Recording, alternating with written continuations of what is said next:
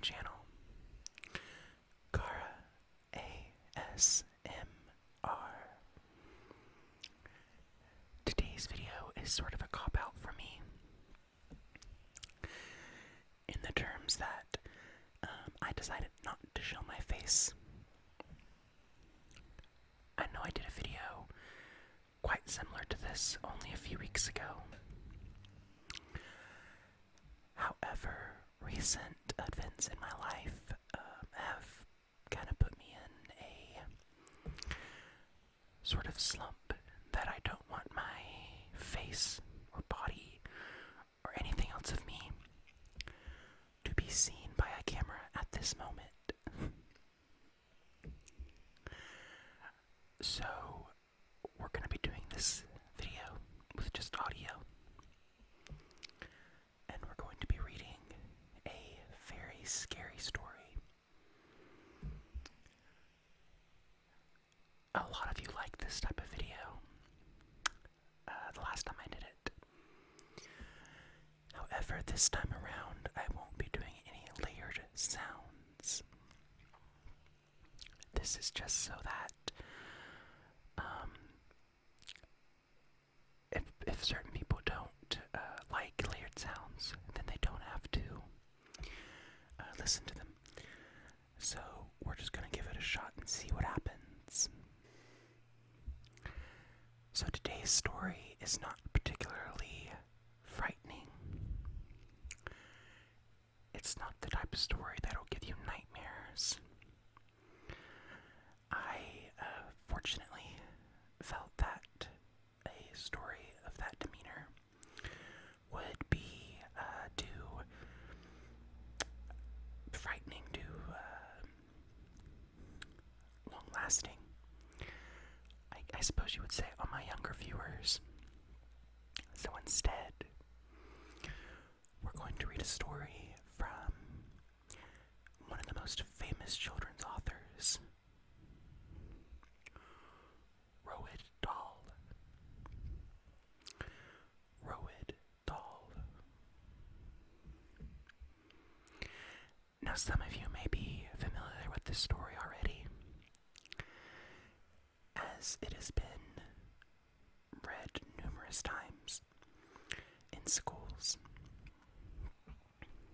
However, I didn't know this story even existed until last year. Last October, to be exact, when I was babysitting a child, and he needed me to help him analyze a story for his 4th grade reading class. And my initial thought was, wow, 4th grade, and you're reading this in-depth of a story. But then I read the story and I realized this teacher has to be as demented as I am to be making their children read such a dark tale. Though for younger readers, I suppose it's a story that has to be studied and must really be thought about to understand the full depth of the horror. So, sit back, relax, grab a nice cup of tea, if you will, and listen to the soothing words of Roald Dahl's The Landlady. The Landlady. The Landlady. Billy Weaver had traveled down from London on the slow afternoon train, with the change at Swindon on the way, and by the time he got to Bath, it was about 9 o'clock in the evening, and the moon was coming up out of a clear, starry sky over the houses opposite the station entrance. But the air was deadly cold, and the wind was like a flat plate of ice on his cheeks. "Excuse me," he said, "but Is there a fairly cheap hotel not too far away from here? Try the Bell and Dragon, the porter answered, pointing down the road. They might take you in. It's about a quarter of a mile long on the other side. Billy thanked him and picked up his suitcase and set out to walk the quarter mile to the Bell and Dragon. He had never been to Bath before. He didn't know anyone who lived there. But Mr. Greenslade at the head office in London had told him it was a splendid city. Find your own lodgings, he had said, and then go along and report to the branch manager as soon as you've got yourself settled. Billy was 17 years old. He was wearing a new navy blue overcoat, a new brown trilby hat, and a new brown suit, and he was feeling fine. He walked briskly down the street. He was trying to do everything briskly these days. Briskness, he had decided, was the one common characteristic of all successful businessmen. The big shots up at head office were absolutely, fantastically brisk all the time. They were amazing. There were no shops on the wide street that he was walking along. Only a line of tall houses on each side, all of them identical. They had porches and pillars, and 4 or 5 steps going up to their front doors. And it was obvious that once upon a time, they had been very swanky residences.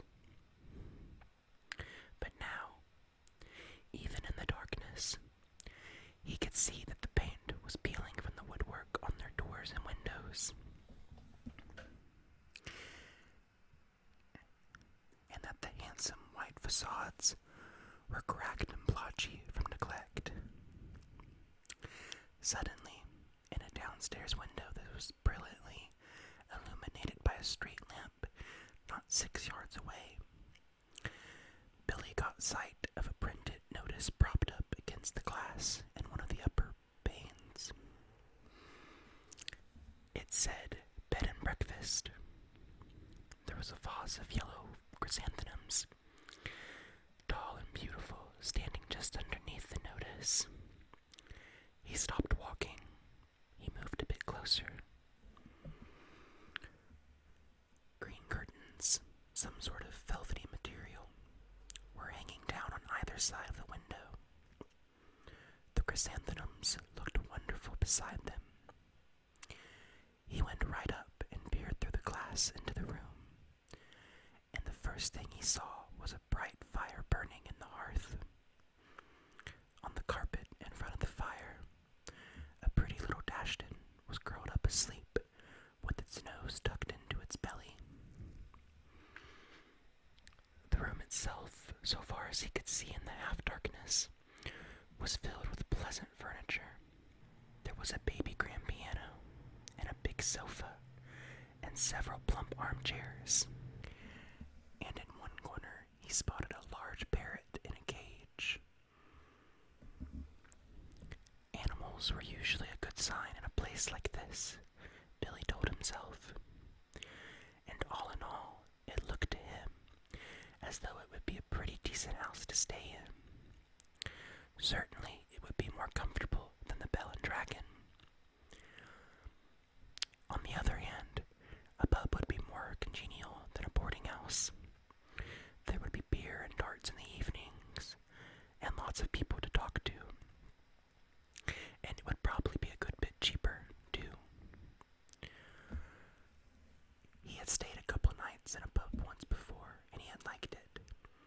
He had never stayed in any boarding houses, and, to be perfectly honest, he was a tiny bit frightened of them. The name itself conjured up images of watery cabbage, rapacious landladies, and a powerful smell of kippers in the living room. After dithering about this in the cold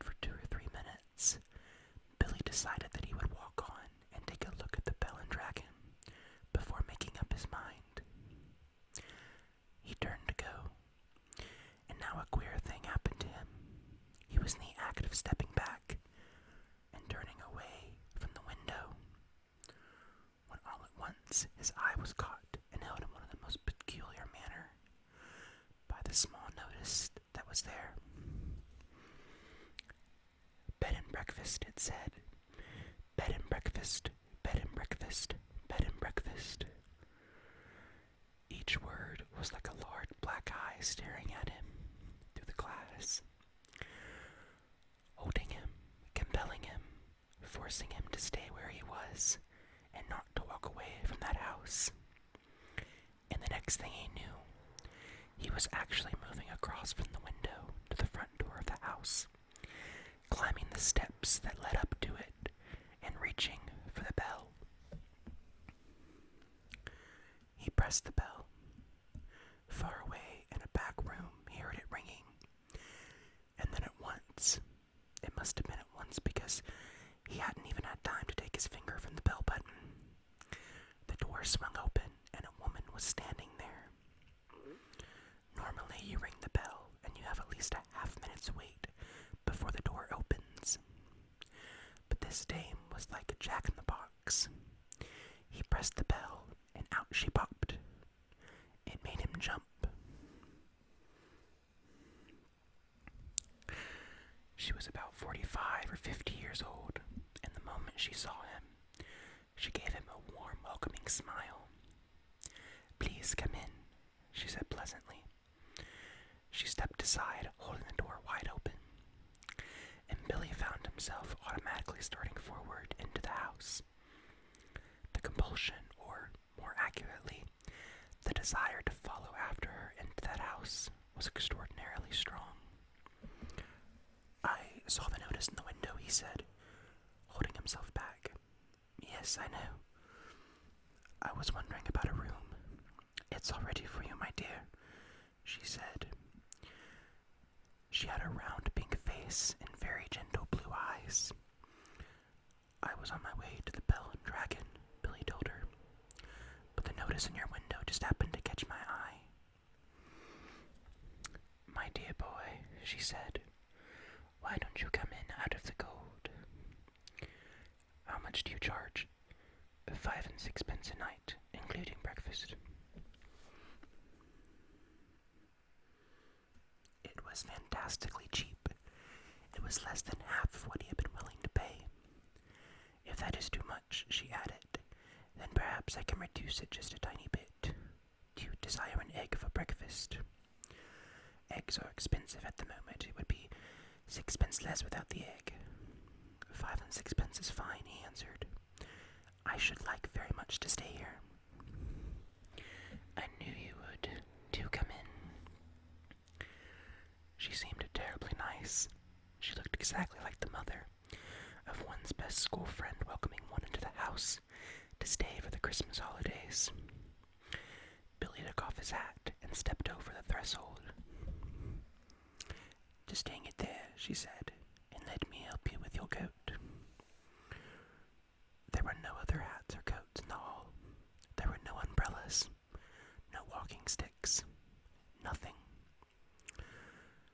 "We have it all to ourselves," she said, smiling at him and over her shoulder as she led the way downstairs.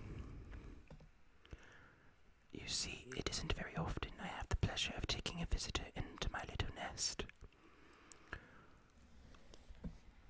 The old girl is slightly dotty, Billy told himself. "But at 5 and 6 a night, who gives a damn about that?" "I should have thought you'd be simply swamped with applicants," he said politely. "Oh, I am, my dear. I am, of course I am.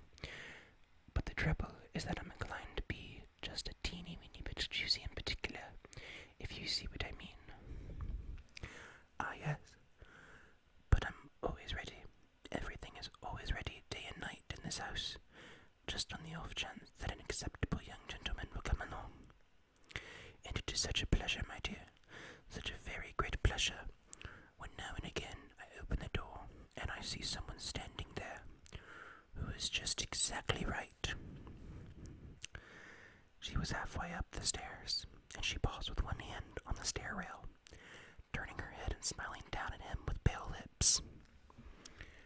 "Like you," she added, and her blue eyes traveled slowly all the way down her length of Billy's body to his feet, and then up again.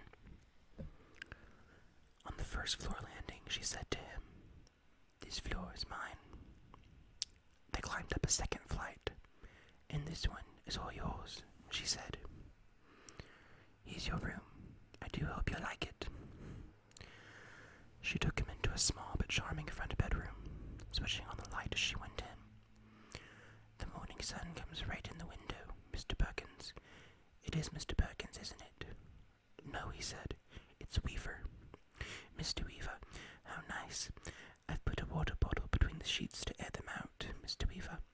It's such a comfort to have a hot water bottle in a strange bed with clean sheets, don't you agree? And you may light the gas fire at any time if you feel chilly. Thank you, Billy said. Thank you ever so much. He noticed that the bedspread had been taken off the bed, and that the bedclothes had been neatly turned back on one side, all ready for someone to get in. I'm so glad you appeared, she said, looking earnestly into his face. I was beginning to get worried.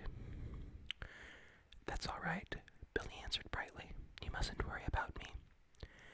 He put his suitcase on the chair and started to open it. And what about supper, my dear? Did you manage to get anything to eat before you came in? I'm not a bit hungry, thank you, he said. I think I'll just go to bed as soon as possible, because tomorrow I've got to get up rather early and report to the office. Very well then, I'll leave you now, so that you can unpack. But before you go to bed, would you be kind enough to pop into the sitting room on the ground floor and sign the book? Everyone has to do that because it's the law of the land, and we don't want to go breaking any laws at this stage in the proceedings, do we? She gave him a little wave of the hand and went quickly out the room and closed the door.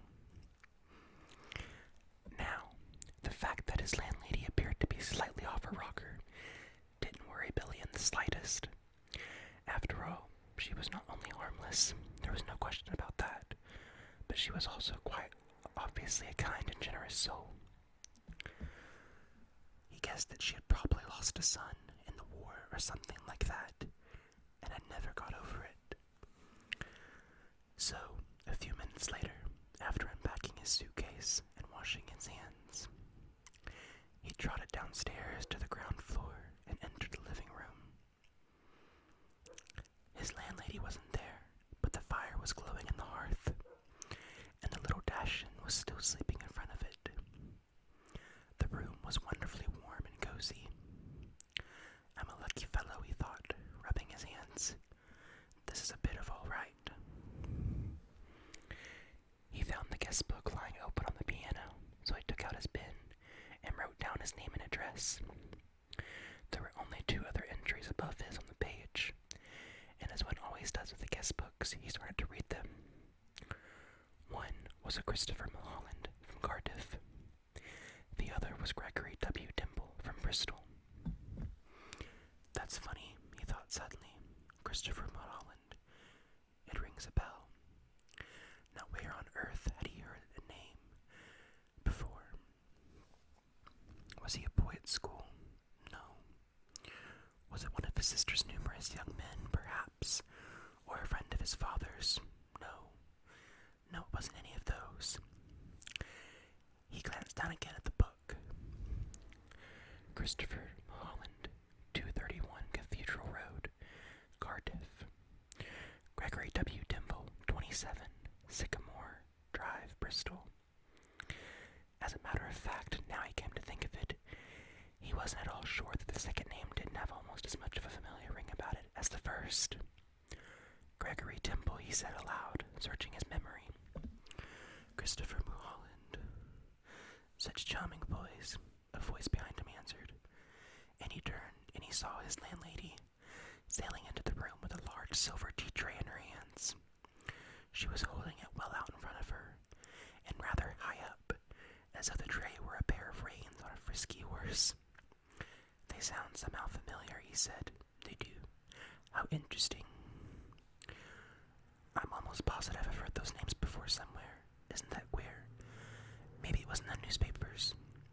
They weren't famous in any way, were they? I mean, famous cricketers or footballers or something like that. Famous, she said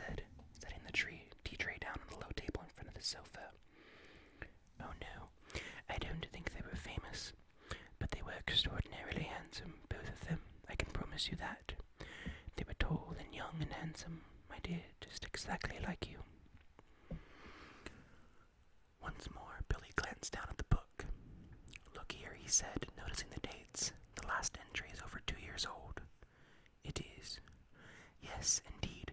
And Christopher Mulholland's is nearly a year before that, more than 3 years ago. Dear me, she said, shaking her head and heaving a dainty little sigh. I would never have thought it. How time does fly, never from us all, doesn't it, Mr. Wilkins? It's Weaver, Billy said. W-E-A-V-E-R. Oh, of course it is, she cried, sitting down on the sofa. How silly of me. I do apologize. In one ear and out the other. That's me, Mr. Weaver. You know something, Billy said. Something that's really quite extraordinary about all this. No, dear, I don't.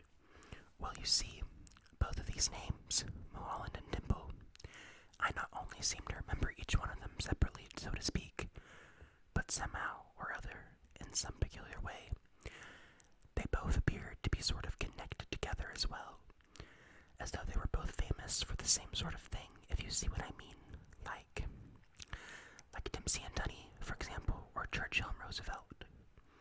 How amusing, she said.